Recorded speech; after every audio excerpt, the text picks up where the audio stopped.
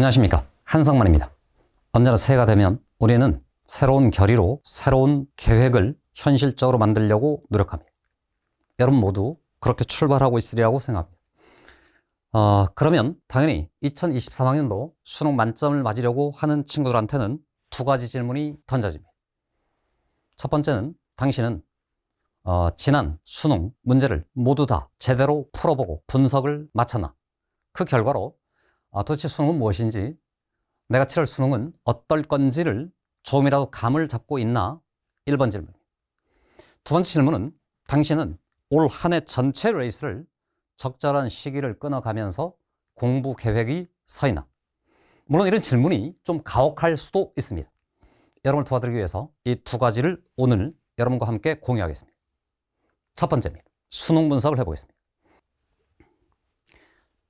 지난 2022학년도 수능시험 직후에 모든 신문에 이 말하고 친구의 말들이 있었습니다. 출제자가 배신하였다. 그 결과로 불수능이란 말이 떠돌아다녔습니다. 다 들으셨죠? 네. 그 결과로 어떤 선배들이 수능은 사설과 같아졌다, 수능이 사설틱하다는 말을 외쳐댔습니다. 항상 저런 말을 들으면, 저런 자극적인 말을 들으면 약간의 공포감 혹은 약간의 긴장감이 생길 수 있습니다. 여기까지는 좋은데 요게 문제입니다. 어쨌든 저 말이 옳고 그른지를 잠시 뒤에 분석해 드립니다. 한편 이런 말도 있었습니다. 수능시험이 지나치게 정형화된 문제들로부터 약간의 변형이 가해져서 진짜로 이 학생이 공부를 제대로 했는지 평가하는, 수능이 정상화됐다는 평가, 분석, 주장도 있었습니다. 당연히 출제진, 이렇게 주장했습니다. 데이터가 있습니다. 만점자가 무려 1000명 이상, 1000명 가까이 증가된 결과가 공개됐습니다. 그럼 완전히 다른 얘기지 않습니까? 그죠? 네. 배신했는데, 불수능이라는데 어떻게 만점자는 1000명 가까이 늘어나지? 네. 이 말하고 이 말은 완전히 상극인 것처럼 보이는데, 잠시 뒤 분석을 거치면 저 말도 이 말도 다 옳은 말임을 여러분 확인하게 될 겁니다. 다만 어쨌든 수능이 사설과 같아졌다거나 수능이 사설틱하다는 말이 어찌 그런지를 잠시 뒤에 또 한 번 더 설명드려 보는데, 그냥 이런 질문 하나를 이 주장하는 사람한테 되돌려 물을 수 있습니다. 당신이 이 수능과 똑같은 사설 모의고사를 작년도 시중에 출시된 모의고사 중 어느 하나라도 같은 문제를 제시한다면 저는 그 사람의 말을 조금은 인정하겠습니다. 그러지 않은 채로 이런 말을 하고 이상한 방향으로 공부 방향을 잡는 자, 돌아오는 2023학년 수능에서 필패할 것이란 말을 경고로 말씀드립니다. 자, 들어가 보겠습니다. 우선 공통문항부터 시작해 보겠습니다. 우리가 무엇을 배신했다 혹은 배신당했다란 말할 때는, 저도 이게 시험인 한 예상했던 어떤 사태가 전혀 다른 모습으로 등장할 때 이런 평가를 할 수 있습니다. 그렇죠? 네. 예상을 위한 기초자료가 이미 있었습니다. 이게 그냥 단순한 감정적인 반응이 아닌 거예요. 그죠? 예측이 있었습니다. 2022학년도 예시문항이라는 게 있었습니다. 네, 지난 수능이 새로 바뀐 수능 체제의 원년이기 때문에 교육과정평가원이 2년 전에 이미 공개해서 이런 형태의, 이런 형식의 문제가 될 거라고 예시문항을 제공한 바 있습니다. 6월에도 9월에도 모의평가가 있었고, 그 모의평가를 통해서도 어쨌든 평가원의 어떤 출제의 기조들을 엿볼 수 있었습니다. 그 결과로 모든 대한민국의 수험생, 모든 대한민국의 수능 강사들이 이렇게 예측했습니다. 최고난도 문제는 난이도가 떨어지고 중상난도 문제들의 난이도가 올라가서 수능 체제가 저 옛날 최근 한 5년 전 정도의 수능 시험과는 사뭇 다른 모습으로 등장하였다. 그렇게 될 것이다. 이렇게 예측했습니다. 그 예측에 정확히 들어맞는 문제를 꼽아보면 9번, 11번, 14번, 22번 문제들이 그렇습니다. 저는 당일날 여러분 선배들하고 5시간 격차를 두고 실제로 저 문제를 시간을 재서 풀어봤습니다. 그 느낌 그대로 지금 말씀드리는 겁니다. 자, 그랬는데 현실로 넘어왔더니 9번, 11번, 14번, 22번은 정확히 예측된 대로 현실이 되는데 그렇지 않은 문제들이 등장했답니다. 최고 난도 문제의 난이도가 떨어졌다는 것은 22번 문제가 대변합니다. 예시 문항보다 훨씬 쉽습니다. 반면에 중상 난이도 문제들 중 요 세 문제가 화살표 1개 정도 어려워질 거로 예측했는데 요 꼭대기에 하나가 더 달린 채로 조금 더 어렵게 느껴졌습니다. 그러니까 결론적으로 말하면 요만큼 어치 때문에 요 세 문제를 현장에서 시험 보는 많은 친구들이 당혹감에 빠져드는 그런 문제들로 구성되었습니다. 참고로 말이죠. 잠깐만 설명드리면 12번 고등학교 1학년 인수분해를 적용해야 최초 단계의 문제풀이에 도달할 수 있습니다. 13번입니다. 그림이 없었습니다. 그런데 직선의 y절편을 구해야 되는 계산 문제가 등장했습니다.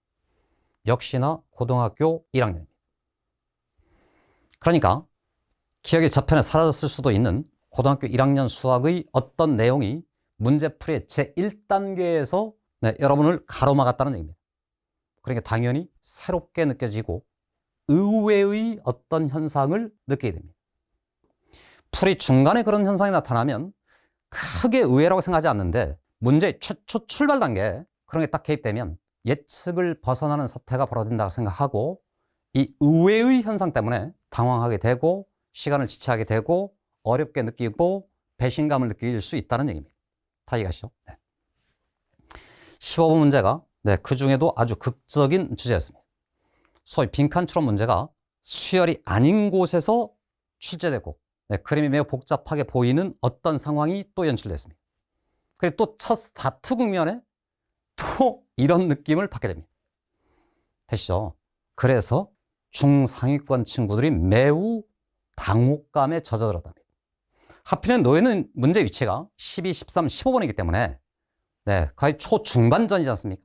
그럼 뒤쪽으로 갈수록 점점점 이 여파가 미쳐가서 뒤쪽 문제들을 쭉 망쳐가는 이런 현실이 벌어졌습니다. 이 장벽을 넘은 자는 최고 난도 문제가 떨어진 난이도로 구성되기 때문에 만만하게 만점을 받았답니다. 그래서 그 두 말이 다 맞습니다.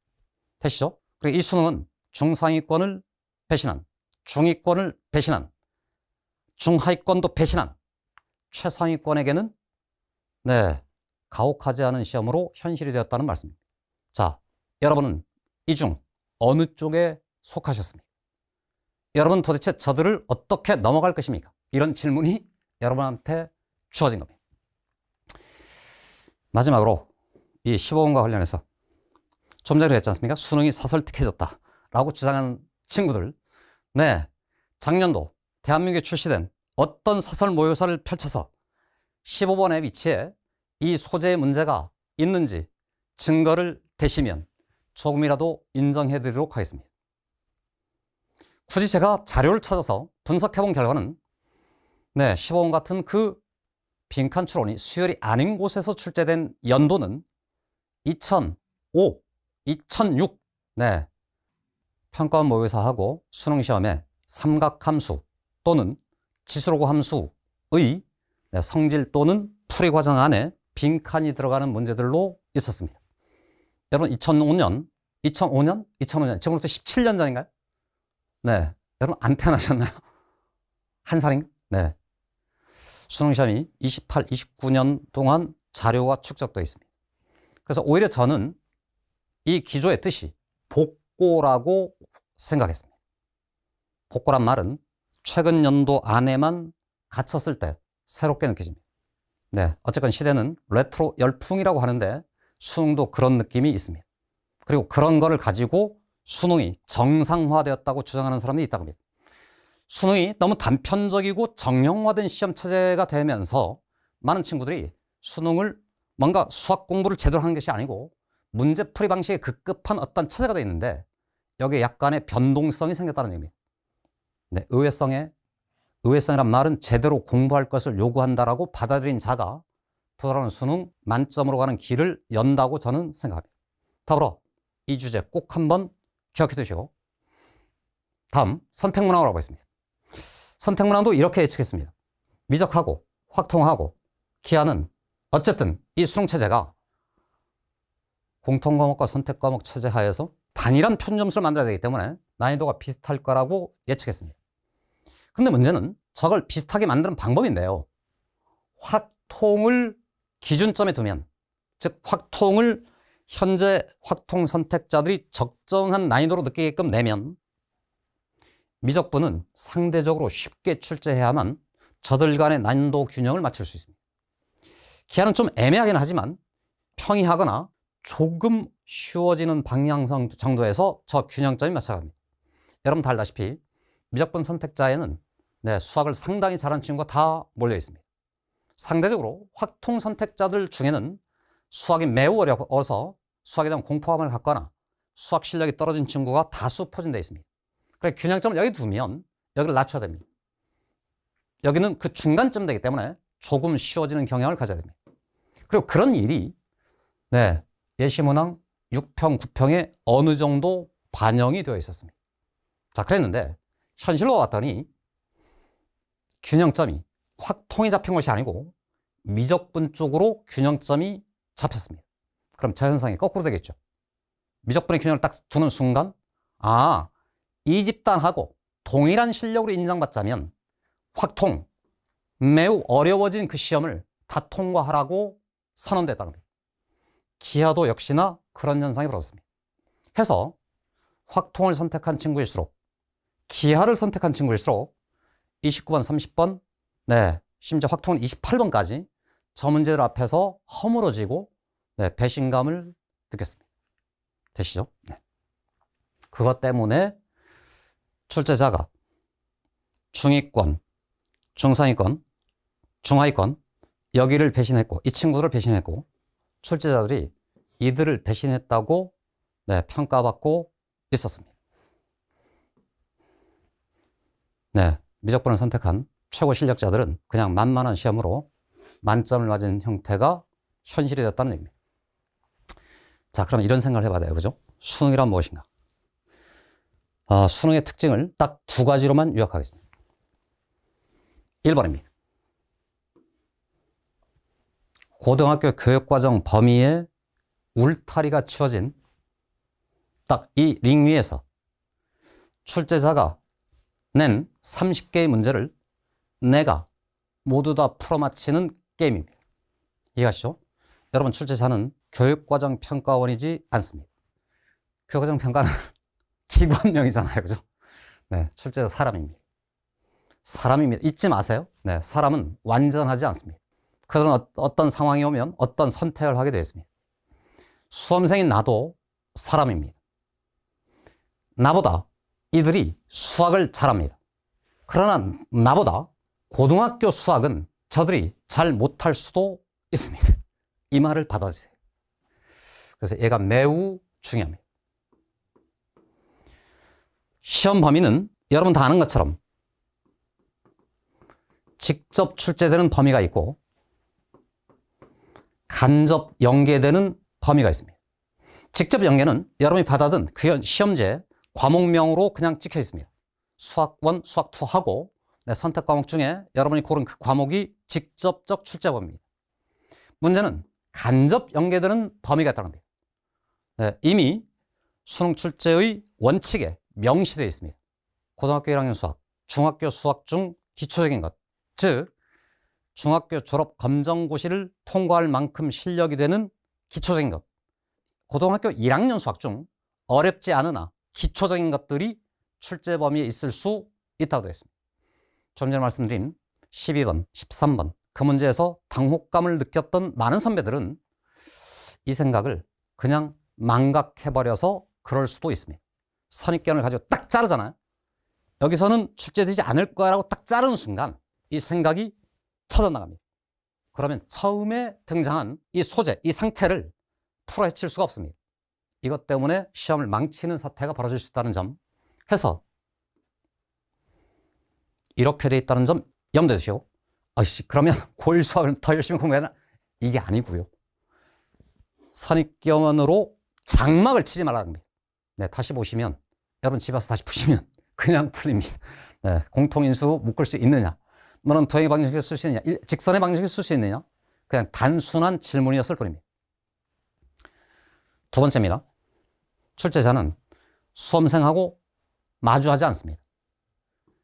그러면 내가 30개의 문제를 모두 풀어 맞히는 겁니다. 그럼 나는 어떻게 공부해야 되나? 내가 고등학교 범위에, 고등학교 교육과정 범위 안에 있는 모든 주제를 완전히 섭렵하고 완전히 숙달한 채로 시험 현장에 나타나면 됩니다. 그래서 2023 만점의 길 한성만의 모토입니다. 여러분이 출제자의 머리 위에 서주세요. 여러분이 출제자의 머리 위로 올라가세요. 출제자들은 출제하러 올 때에 드디어 현재의 고등학교 교육과정이 무엇인지를 배우기 시작합니다.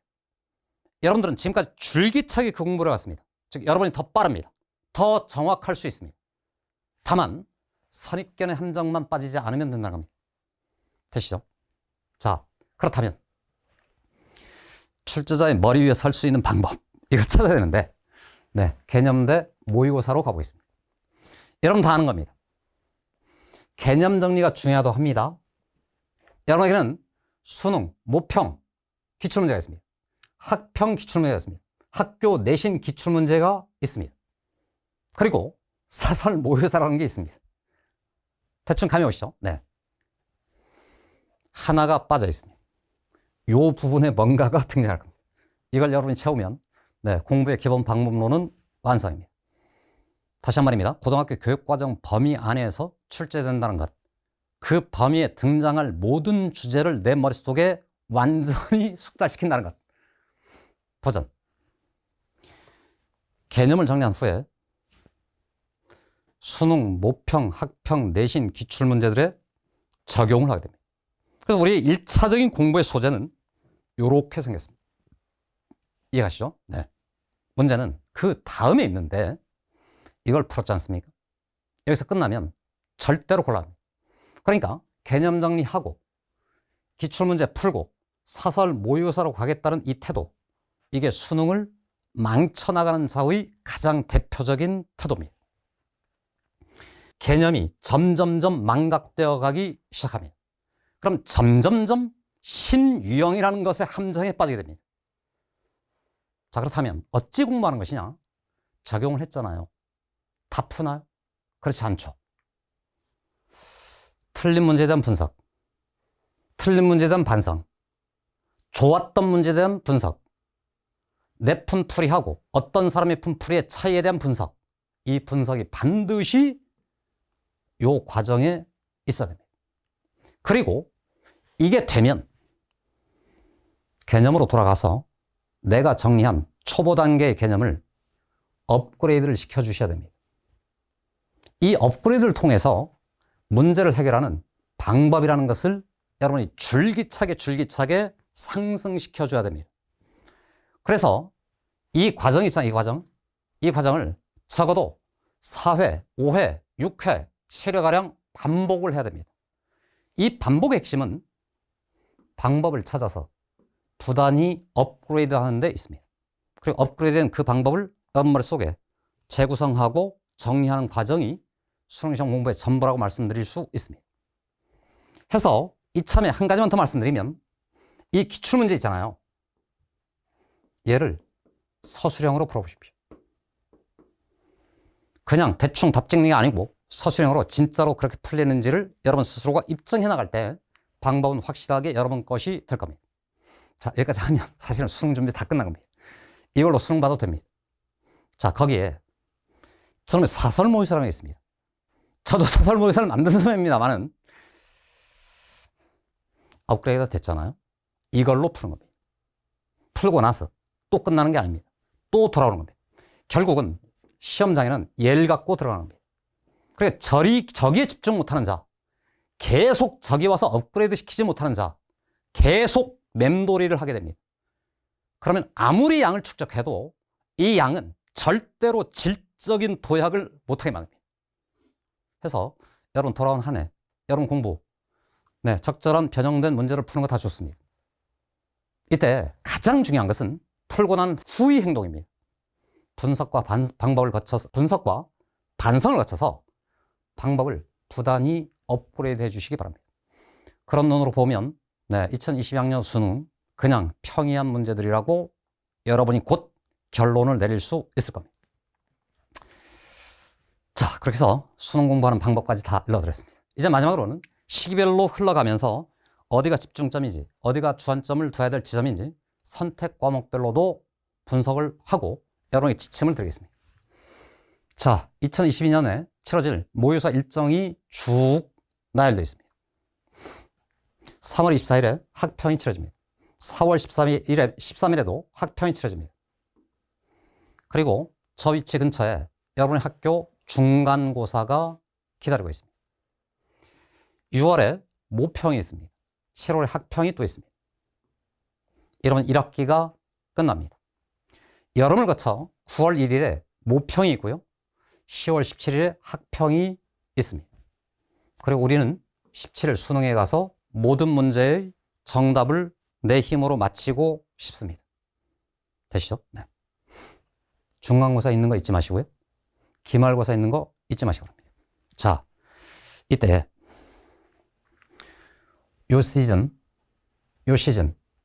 이 시즌 각각에 걸쳐서 학습의 지침을 한번 마련해 보겠습니다. 물론 이미 우리는 겨울방학에 돌입하고 있습니다.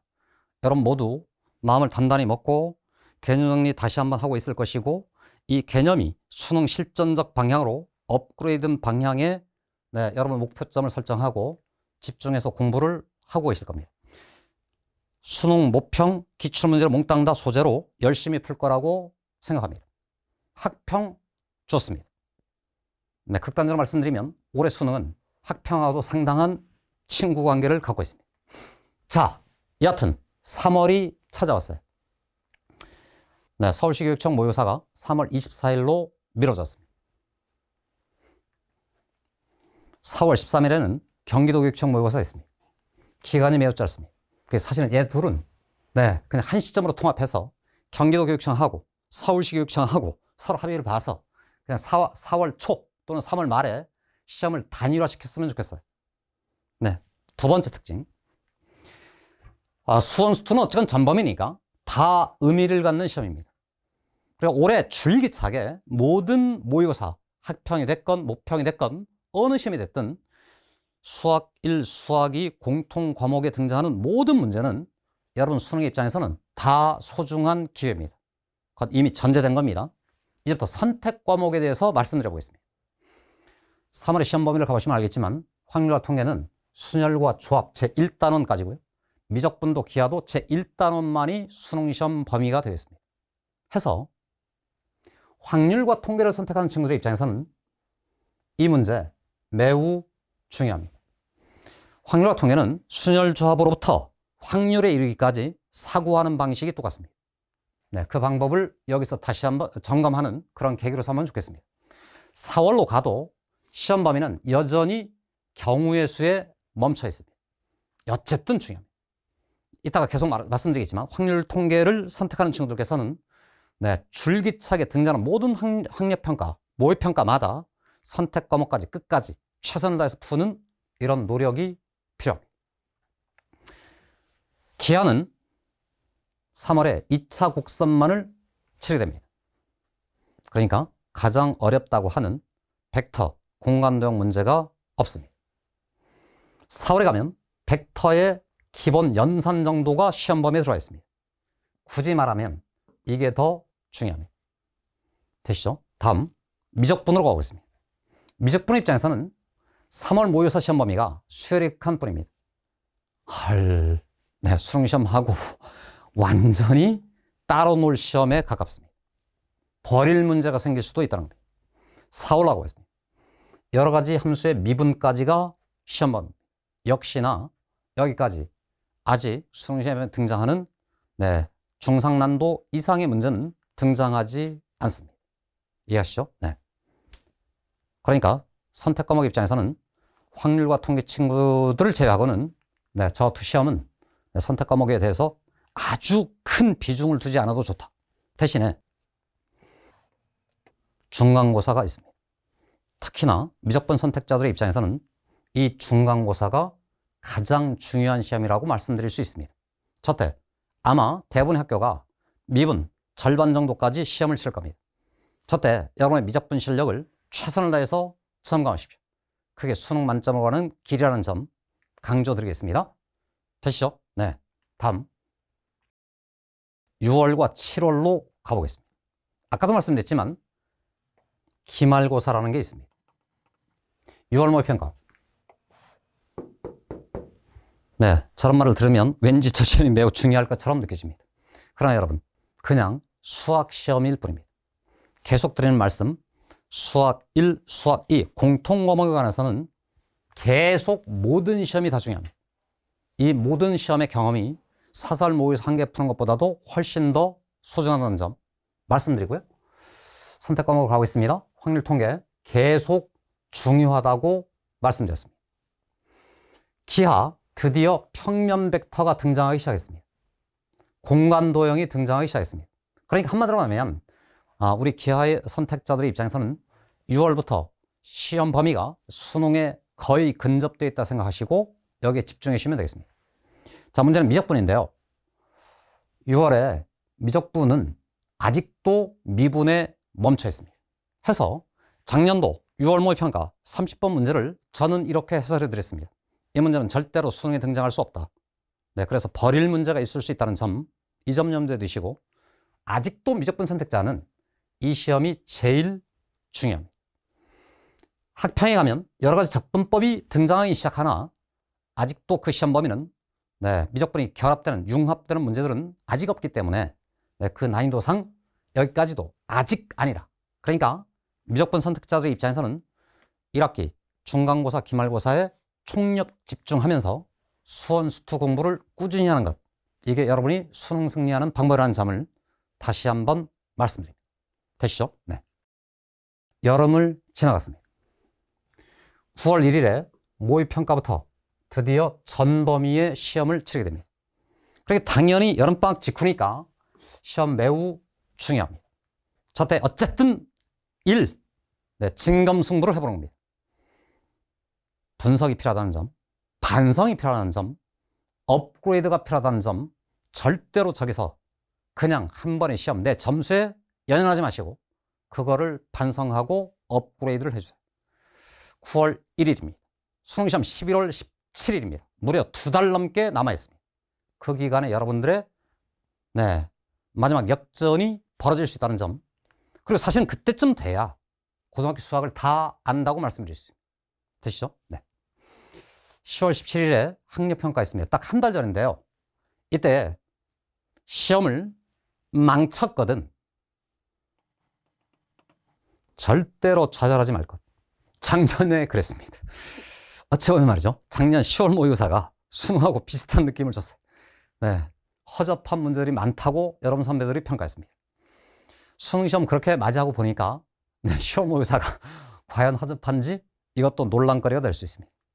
자, 최종 결론입니다. 여러분, 수능시험이 쉬울 건지 어려울 건지 장담할 수 없습니다.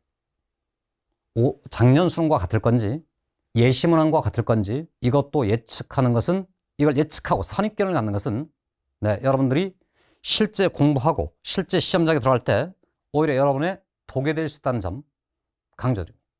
대신에 전반적인 기조, 최고난도 문제가 살짝 떨어지고 중상난도 문제가 올라갈 수 있다는 점, 그러니까 균형 있게 고르게 공부를 해야 된다는 점을 다시 한번 염두에 두시기 바랍니다. 자, 그렇게 되면 출발선에 서서 우리는 다음과 같이 정리했습니다. 수능이 서설틱하여 서설 모의고사를 열심히 풀면 된다라는 이상한 논리에 우리는 선을 긋기로 하였습니다. 그거는 중위권 또는 중상위권 중 시험을 망쳐본 재수생들이나 하는 결론입니다. 그들은 곧 장수생 집단으로 전환할 겁니다. 그게 아니고 방법을 꾸준히 업그레이드 한다는 점, 그게 업그레이드된 힘을 가지고 수능시험 현장으로 간다는 점, 출제자는 사람일 뿐이라는 점, 즉 표변할 수 있다는 점, 대신에 고등학교 교육과정의 울타리를 절대로 벗어날 수 없다는 점, 여러분 지금 결의를 해주세요.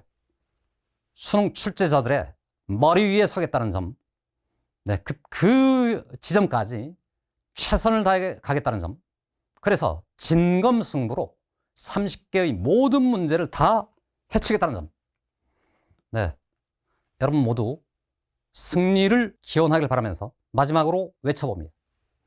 여기가 로드스다. 여기서 뛰어라. 네, 감사합니다.